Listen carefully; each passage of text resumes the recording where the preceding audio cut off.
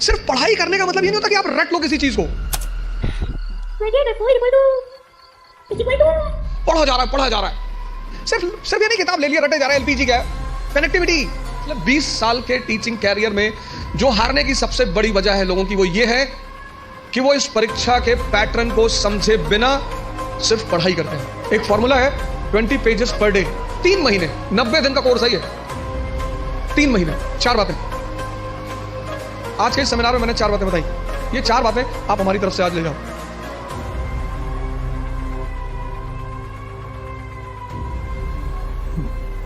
जय Hind friends.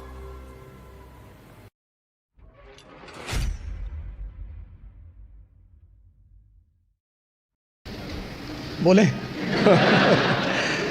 Good afternoon and जय हिंद। तैयारी में क्या करना है, प्रीलिम्स में क्या करना है, मेंस में क्या करना है, वो रामेश्वर बहुत अच्छे से बताएंगे। उस तरफ से गुजरे हैं तो ये उस पर बात करें। हम जिन मुद्दों पे आज बात करेंगे उसमें यह है कि जब आप कोई काम शुरू करते हैं तो पहले दौर में वो असंभव सा लगता है, इम्पॉसिबल। कोई भी काम, यहां पे जितने लोग बैठे हैं सब साइकिल चलाना जानते होंगे। अब तो सब जानते होंगे। अब क्या लगता है कि साइकिल चलाना कितना आसान है, लेकिन जब सीखना शुरू किया होगा तब कितने दिन लगे होंगे साइकिल लेके सिर्फ दौड़ने में। अब तो जो साइकिल सीखते हैं वो तो बड़ा बेहुदा तरीका साइकिल सीखने का। अब तो 2 पहिए बैलेंस करने के लिए लगा देते, वो बहुत गंदा तरीका है। उस तरीके से लोग मार नहीं खाते। वो गंदा इसीलिए है, उस तरीके से कोई मार ही नहीं खाता। हम तो मार गए हैं। साइकिल लेके गए, गिर गए, हैंडल टेढ़ी हो गई, चैन टूट गई, उसके बाद घर पे कायदे की धुलाई भी हुई, तो दोनों पैरेलली चलता था। और 1980s में साइकिल होना ही बड़ी बात थी। आज तो बड़ी हिकारत भरी नजर से साइकिल को देखा जाता है, लेकिन 1980 में साइकिल होना बहुत बड़ी बात। और साइकिल कोई देना नहीं चाहता था। उसका एक ही तरीका होता था कि आप लेकर भागो, बस आप वेट करो। जैसे कहते हैं ना गुरिल्ला वॉर, कि पिताजी आए, साइकिल खड़ी की और गलती से अगर उन्होंने चाबी नहीं निकाली तो आपका काम हो गया। तो 10 दिन 15 दिन तो इसमें लगता था बैलेंस करने में। कितना असंभव लगता था साइकिल सीखना, और आज मजाक लगता है। अभी मेरी रामेश्वर से बात हो रही थी, मैंने कहा एक दिन में दुनिया बदल गई। बोले हाँ। लोग बदल गए? हाँ। मैंने कैसा लगता रहा होगा जब तुम पहली बार आए होगे आईएएस की प्रिपरेशन करने? बोले असंभव सा लगता था। अब बोले अब मजाक सा लगता है। आज ये जहां बैठे वहां आईएएस मजाक है, और आप जहां बैठे हो वहां आईएएस असंभव है। तो ये असंभव मजाक में कन्वर्ट कैसे होता है?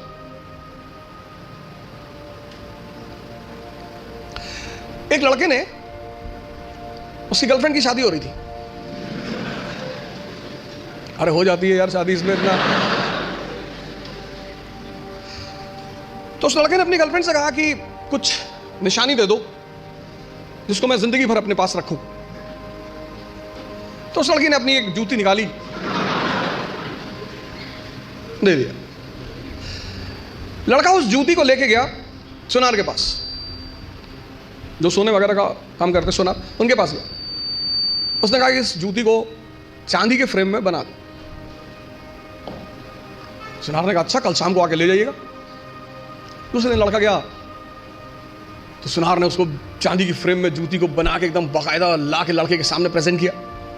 उसने कहा साहब, लड़के से हाथ जोड़ा, कहा साहब। बोले हाँ। बोले ये किस पीर औलिया की जूती है? तो बोले ये किसी पीर औलिया की जूती नहीं है, ये मेरी गर्लफ्रेंड है, उसकी जूती। सुनार ने जूता निकाल के 3-4 जूता मारा। तो बदतमीज कहेंगे। लड़के ने क्या हुआ? कहा कल से मेरा पूरा खानदान इसको 20-20 बार चूमने जा रहा है कि किसी औलिया की जूती, औलिया की जूती, औलिया की जूती।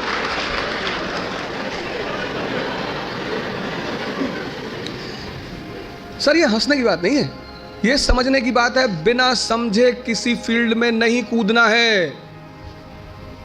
यहीं से तो शुरुआत है सेमिनार की, कि तुम जहां बैठे हो वहां आईएएस असंभव है, और रामेश्वर जहां बैठा है वहां आईएएस मजाक है।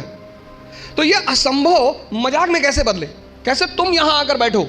उसका पहला सूत्र यही है कि जिस फील्ड में भी कूदना चाहते हो पहले उसको समझो। वो क्या है, उसमें क्या करना पड़ता है, उसके स्टेजेस क्या क्या हैं, कितना समय लगता है। दुनिया में असंभव ही मजाक बनते हैं। और ऐसे सामान्य, हम इकरा की एक बहुत अच्छी अदा रही है, हम हमेशा उस एस्पिरेंट को कॉल करते हैं जिसने वो असंभव को मजाक बनाया हो। सैफिन भी आया था, उसने भी असंभव को मजाक ही बनाया था। सामान्य, अति सामान्य परिवार, अति सामान्य, सामान्य भी नहीं, अति सामान्य। सामान्य में तो कम से कम आपको खाना मिल जाता है, माँ बाप कुछ पैसे भेज देते हैं। अति सामान्य, खाने का पता नहीं मिलेगा कि नहीं, पिताजी महीने में कितना पैसा भेजेंगे। अति सामान्य, अति सामान्य व्यक्ति के लिए लड़ना बहुत बड़ी बात होती है। लड़ना तो सबको है, लेकिन जो अति सामान्य है, पहला सूत्र यह है कि जिस भी फील्ड में कूदना है, बात समझ में आ रही ना, जिस भी फील्ड में कूदना है, जहां भी जाना है, जिसकी भी प्रिपरेशन करनी, साइकिल है प्रिपरेशन। आज तुम्हें साइकिल चलाना मजाक लगता है। आज जब तुमसे कोई कहता है कि भैया साइकिल चलाना सीखना है, तुम कहते अरे यार साइकिल में क्या है। अब तुम्हारे लिए क्या है ना, लेकिन वो जो पहले दिन लेकर चलेगा।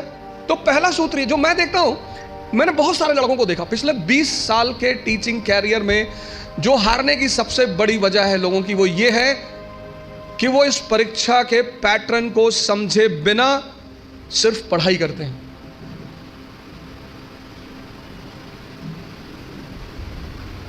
और हर चीज का एक तरीका है, और हर जगह कोई गुरु है। आपको भी किसी ने साइकिल चलाना सिखाया होगा, वहां भी कोई गुरु रहा होगा, उसने कहा होगा हैंडल बैलेंस कर, हैंडल बैलेंस कर, सीधे देखो, सीधे देखो। कहां किसको सीधे दिखाई पड़ता है। पैंडल पे पैर रखो तो हैंडल घूम रही है, हैंडल संभालो तो पैंडल इधर जा रहा है, और सब संभाले तो खुद नीचे आ गए। पहला फॉर्मूला असंभव को मजाक बनाने का है कि जिस फील्ड में जाना है उसके पूरे पैटर्न का पहले अध्ययन करना है। तो पहला काम आप यही करो, समझो कि इस पर्टिकुलर एग्जामिनेशन की क्या आवश्यकता है। दूसरा, सेल्फ इंट्रोस्पेक्शन। आपकी क्षमता कितनी, आपकी ताकत कितनी, कम है बढ़ा लो। भाई पहले दिन जॉगिंग करने जाओगे तो 20 किलोमीटर करोगे, और 20 किलोमीटर कर लिए तो शाम को आईसीयू में मिलोगे। जब भी हम कोई काम शुरू करते हैं तो हमारा मन बड़ा एक्साइटमेंट में रहता है। जैसे बड़ी छोटा सा एग्जांपल है, जब हम स्कूल में थे और क्लास चेंज होती थी, ये 3rd से 4th में गए, तो जब 4th क्लास की किताबें आती थी नई नई, उस दिन पढ़ने का बड़ा मन करता था। फिर 10 दिन बाद जब वो किताबें पुरानी हो जाती थी तो वही किताबें देखने का मन नहीं करता था। ये मन का नेचर है, एक्साइटमेंट। नहीं बाइक घर में आई, खूब चलाए 3-4 दिन, बाद में देखने का मन ही नहीं किया। अपनी ताकत, क्षमता सबकी बराबर है, कोई कम यूज करता है, कोई ज्यादा यूज करता है। मेहनत करने से, सिर्फ पढ़ने से कुछ नहीं होता। अगर मेहनत करने से सब कुछ होता तो सबसे ज्यादा फायदा होता मजदूरों का।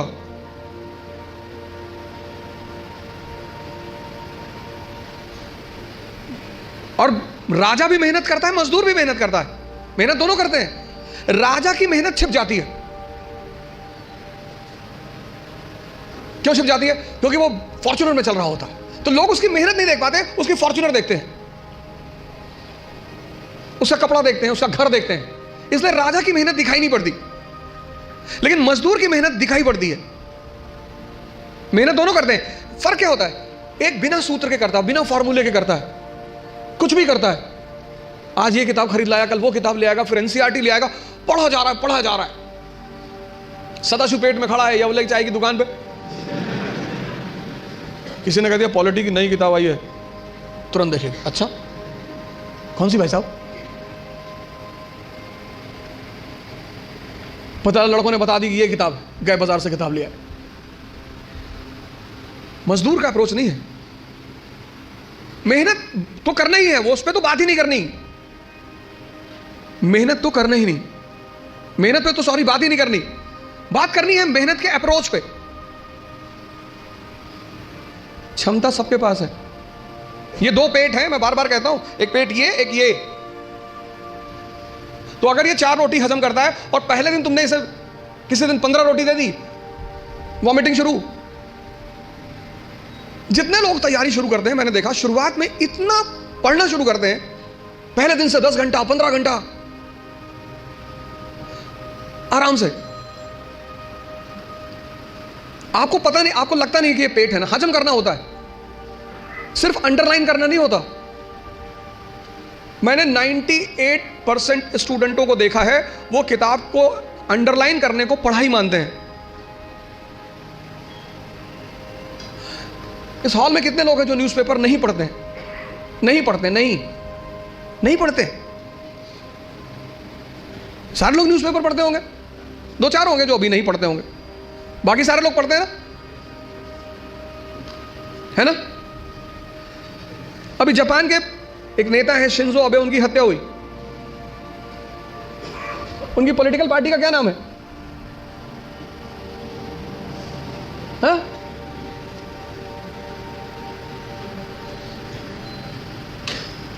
किसी को नहीं पता? अरे भैया, हफ्ते भर पहले की घटना है,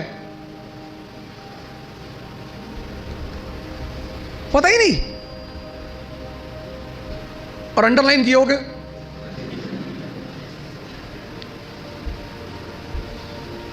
कितनी बड़ी, कितनी एक लाइव एग्जांपल देखो।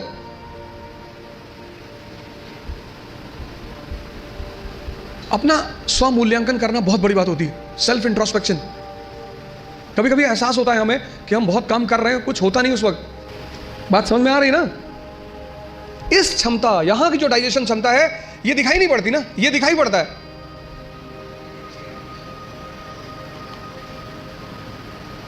ये पेट दिखाई पड़ता है, ये पेट दिखाई नहीं पड़ता। अब ये क्षमता विकसित, स्ट्रॉन्ग कैसे होगी? बड़ा प्यारा फॉर्मूला, सेकंड फॉर्मूला। क्षमता बढ़ानी है मन की, हजम करने की, बहुत प्यारा, जो कि फिर 98% लोग नहीं करते। तुम बिना सोचे पढ़ सकते हो, तुम बिना सोचे पढ़ सकते हो, बिना सोचे लिख नहीं सकते। एक फॉर्मूला है 20 पेजेस पर डे। आप लिखिए। आप किसी भी कोचिंग जाते हैं, कहीं भी जाते हैं, कोई टॉपिक खत्म होता है, उस टॉपिक को आप कम से कम 5 बार लिखिए। आप पढ़ने की आदत छोड़िए, लिखना शुरू करिए। जितना आप लिखेंगे उतना सोचने की क्षमता या हजम करने की क्षमता डेवलप होगी। भाई पहले दिन जॉगिंग करने गए, 2 किलोमीटर गए, 5 दिन 6 दिन 2 किलोमीटर जाते रहे, फिर 10वें दिन 5 किलोमीटर, क्षमता बढ़ी ना? एक दिन में नहीं बढ़ेगी। यह दूसरा फॉर्मूला है। अपनी इंटरनल क्षमता को बढ़ाओ।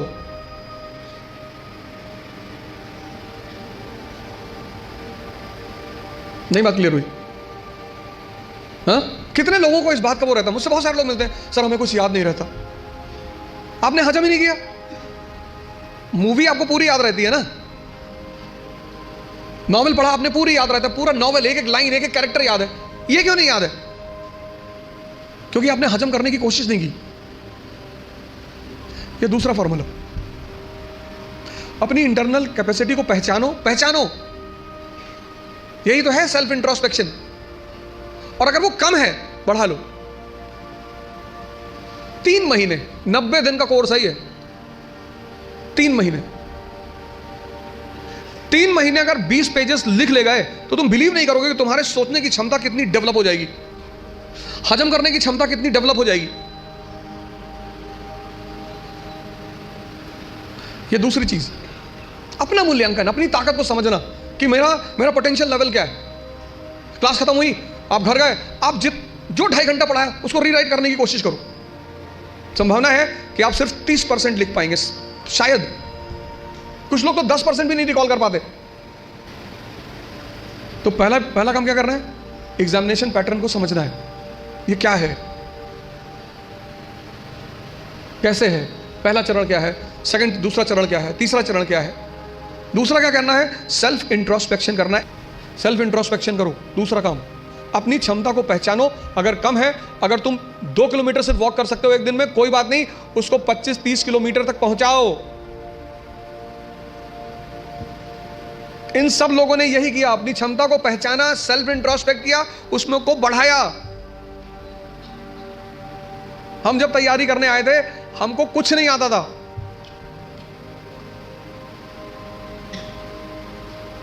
ऐसा नहीं कि तुम्हें ही, तुम्हारे साथ ये सब चीजें हो रही हैं।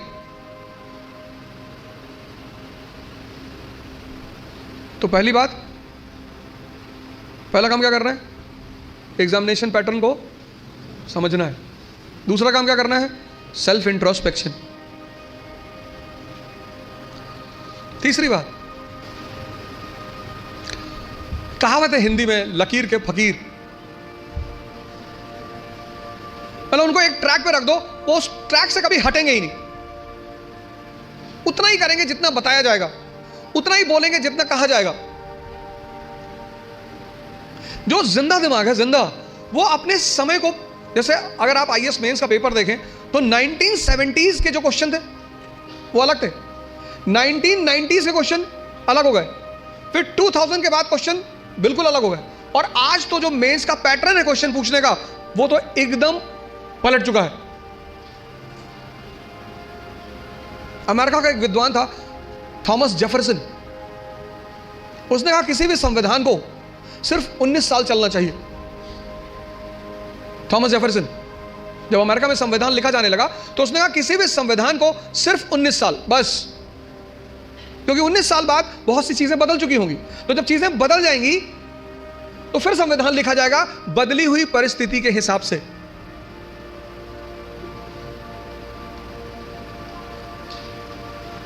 गावस्कर किसी जमाने में क्रिकेट के सुपरस्टार थे, गावस्कर को रिप्लेस किया सचिन तेंदुलकर ने, सचिन तेंदुलकर को रिप्लेस किया विराट कोहली ने, अब विराट कोहली को भी कोई रिप्लेस करेगा।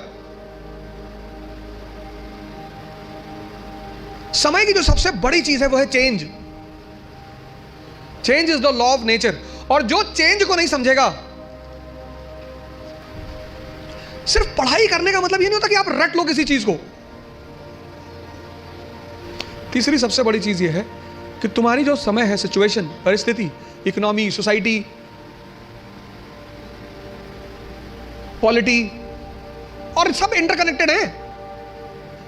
स्कूल में हम क्या करते हैं? सबको सेग्रीगेट करके पढ़ते हैं, अलग अलग, लेकिन सिविल सर्विस में सब एक दूसरे से जुड़े हुए हैं।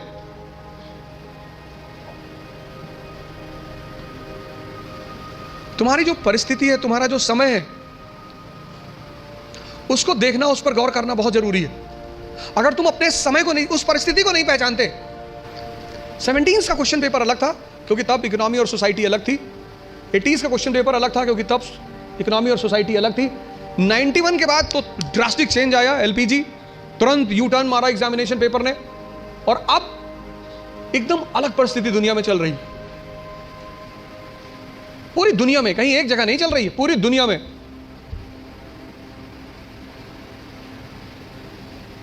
ये तीसरी चीज है, अपना समय।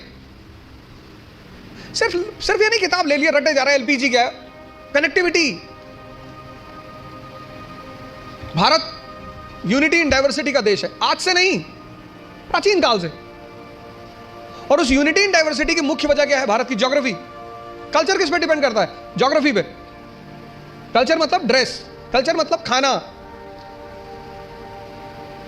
कश्मीर का हिंदू और तमिलनाडु का हिंदू, दोनों के ड्रेसिंग सेंस अलग अलग होंगे क्योंकि दोनों की ज्योग्राफी अलग अलग है। गुजरात का मुसलमान और नॉर्थ ईस्ट का मुसलमान, दोनों का ड्रेसिंग सेंस अलग अलग होंगे, और खाना भी अलग अलग होगा। तो अशोक को, जैसे आज हिंदू मुस्लिम ईसाई के बीच तनाव है, ऐसे अशोक को बुद्ध, ब्राह्मण और जैनों के बीच तनाव का सामना करना पड़ा। और टेंशन चाहे फैमिली में हो या राष्ट्र में, विनाश करती है। जो तुम आज सिचुएशन देख रहे हो, ये सिचुएशन अशोक के सामने भी थी, तभी तुम उसे द ग्रेट कहते हैं, जिसको समझ में आ रहा हो। और फिर वो धम्म की नीति का प्रतिपादन, पॉलिसी ऑफ धम्म, और उस पॉलिसी ऑफ धम्म में वो कहता है सार वृद्धि, कि प्रत्येक व्यक्ति को हर धर्म के बेसिक सिद्धांत को समझना चाहिए, और किसी भी धर्म का बेसिक सिद्धांत, वो चाहे इस्लाम हो, चाहे हिंदुइज्म हो, चाहे क्रिश्चियनिटी हो, बेसिक सिद्धांत किसी भी धर्म में कोई अंतर नहीं है। बेसिक सिद्धांत इस्लाम, क्रिश्चियनिटी, इसी पे तो दाराशिकों ने किताब लिखी थी, Majmul Bahrain, the meeting of two oceans, Islam and Hinduism. वो जो अशोक के समय परिस्थिति थी, बुद्धिस्ट, ब्राह्मण और जैनों के बीच तनाव, वही परिस्थिति मेडिवल इंडिया में अकबर के सामने थी। हिंदू, मुसलमान और फिर उनके विभिन्न डिफरेंट सेक्ट्स, संप्रदाय, शिया, सुन्नी, शैवाइट, वैष्णवाइट। तो उसने भी फिर कहा कि नहीं, इस तनाव को कम करना है तो तौहीद इलाही, तौहीद इलाही। अब जब तुम मेंस में आंसर लिखते हो तो तुम्हें ये कंपैरिजन दिखाना पड़ेगा। वो जो तुम्हारा एग्जामिनी है ना, उसको पता लगना चाहिए कि यार इसने हिस्ट्री से सीखा है। India is a country of unity in diversity. आज कोई हम इस समस्या से परेशान नहीं है, पहले से। और जब जब हम इस समस्या से परेशान हुए, हमारे पास सॉल्यूशन था। परिस्थिति, अपनी प्रेजेंट परिस्थिति को समझना, राष्ट्र की आर्थिक स्थिति, economic condition, social condition, political condition, cultural condition, ये 3 काम कर लो आप। और अगर ये 3 काम आपने कर लिया तो आप भी कल यहां बैठोगे और असंभव को मजाक बना दोगे। पहला काम, पूरा एग्जामिनेशन पैटर्न को समझो। घर जाकर नहीं समझते हो, जहां कोचिंग में पढ़ते हो उस टीचर से पूछो कि सर ये है भाई, क्या क्या क्या है सर, डिमांड इनकी क्या है सर, ये बेस में क्या चाहते हैं सर, ये प्रीलिम्स में क्या चाहते हैं। कितना पढ़ोगे यार? अगर तुम एक बार सिलेबस उठाकर देखो आईएएस का, तो सिर्फ सिलेबस देखकर ही तुम्हारी हालत खराब हो जाएगी। कोई तो फॉर्मूला होगा जो इन लोगों ने फॉलो किया होगा और प्रीलिम्स निकला। इस दुनिया में हर कोई भी आदमी ओमनीसिएंट नहीं है। अभी आप हमसे 4 क्वेश्चन पूछ लो, हो सकता है मैं ही जवाब ना दे पाऊं। दूसरा, सेल्फ इंट्रोस्पेक्शन करो, अपनी क्षमता को चेक करो। और तीसरा, अपनी परिस्थिति को समझो। इन सबके साथ ये 3 बातें क्लियर हुई ना। इन सबके साथ जो चौथी बात, जो मतलब मुझे बोलना ही होता, जीवन मतलब युद्ध। ये लास्ट बात। या तो आप हंस हंस के लड़ोगे या रो रो के लड़ोगे।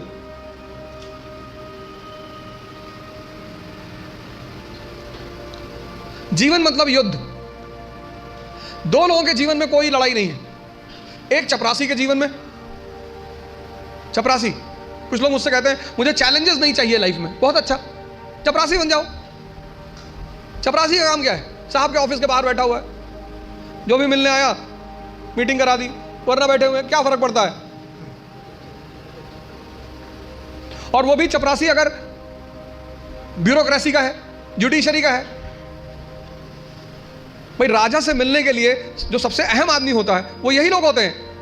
यही इंफॉर्मेशन देते हैं, साहब कितने बजे आते हैं, साहब कितने बजे आते हैं, कहां जाते हैं, गोल्फ खेलने कहां जाते हैं।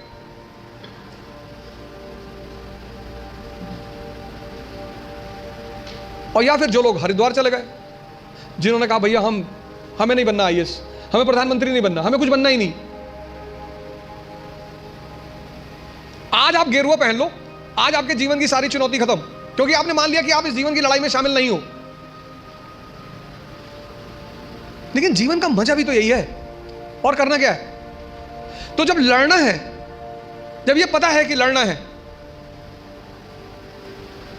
युवा मतलब शक्ति। भारत आज एक दुनिया का ऐसा देश है जिसके पास सबसे ज्यादा युवा हैं। और भारत आज दुनिया का एक ऐसा देश है जिसके युवा सबसे ज्यादा डिप्रेशन में हैं। और जीवन की लड़ाई में 2 ताकतें बहुत काम आएंगी, एक मन की और एक शरीर की। तुम जब भी ऊपर उठोगे तो ये ग्रेविटी तुम्हें नीचे खींचेगी ना। ऐसा समाज की ग्रेविटी है। हम जब आईएएस की तैयारी करने गए तो हमारे गांव में हर आदमी, मतलब एक साहब तो हंसना शुरू किया उन्होंने, और हंसते हंसते गिर गए वो। उन्होंने हमसे पूछा दिल्ली क्यों जा रहे हो? अब मेरा दिमाग खराब था, मैंने कह दिया मैं आईएएस की तैयारी। बोले आईएएस? फिर वो हंसने लगे और हंसते हंसते वो गिर गए। और उस हंसी का इतना रोल रहा मेरे जीवन में, मतलब उस हंसी ने मुझे एकदम मजबूत कर दिया था कि अब आईएएस ही बनना है। उस दिन मुझे एहसास हुआ कि महाभारत क्यों हुई। आपको कोई डांट दे उतना बुरा नहीं लगता, आपको कोई भगा दे बुरा नहीं लगता। जब लोग हंसते हैं ना तब बहुत दर्द होता है। लेकिन मेरे पिताजी ने मुझसे कहा कि आईएएस प्रधानमंत्री बनने वाले आदमी। अरे मैंने कहा यार क्यों चढ़ा रहे हो फालतू में। भगवान का आशीर्वाद से आज भी हमारे साथ हैं, और मैं अगर उनसे कोई भी बात कहता हूँ तो तुम्हारे लिए तो कल ही कर लोगे। मैंने कहा सोच रहा है हवाई जहाज खरीद लो। अरे ने कहा भैया जी लेने दो। लेकिन उन्हीं की वजह से मतलब आज जहां भी मैं हूं उसमें सबसे ज्यादा योगदान मेरे पिताजी का है।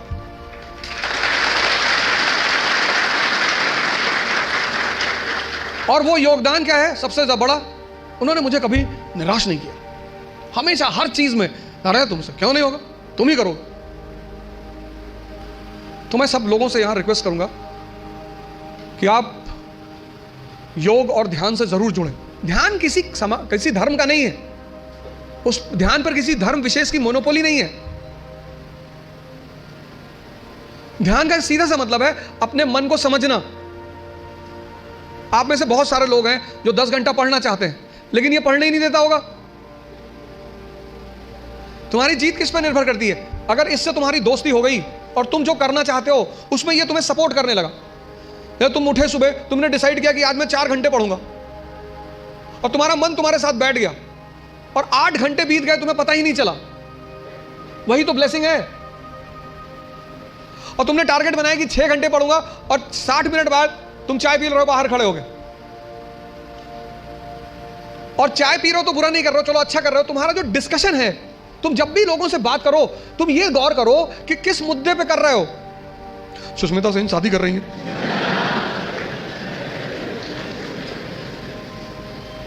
तुम्हारा चाय पीना भी बुरा नहीं है, तुम्हारा डिस्कशन करना भी बुरा नहीं है। बुरा है तुम्हारा मुद्दा।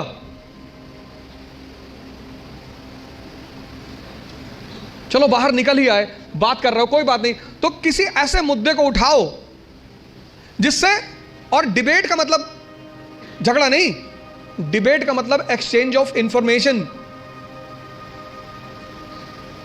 पूरी जिंदगी तुम ये कभी नहीं कह पाओगे कि अब मुझे सब कुछ आता है, और जिस दिन तुमने ये कह दिया किसी मेंटल हॉस्पिटल जरूर चले जाना।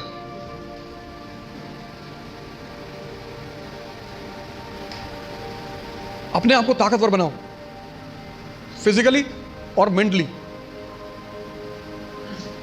क्योंकि यही ताकत तुम्हारा उत्साह बनेगी। मुझसे लोग पूछते हैं उत्साह कहां से आता है? शक्ति से।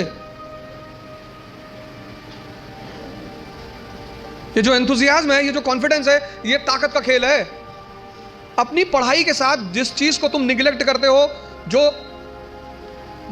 हो, तुम उस पर ध्यान ही नहीं देते, वो चीज है तुम्हारी पर्सनैलिटी। पढ़ाई के साथ साथ जो इक्वली इंपॉर्टेंट चीज है वो है पर्सनैलिटी, तुम्हारी साइकोलॉजी, तुम्हारा सोचने का तरीका। 4 बातें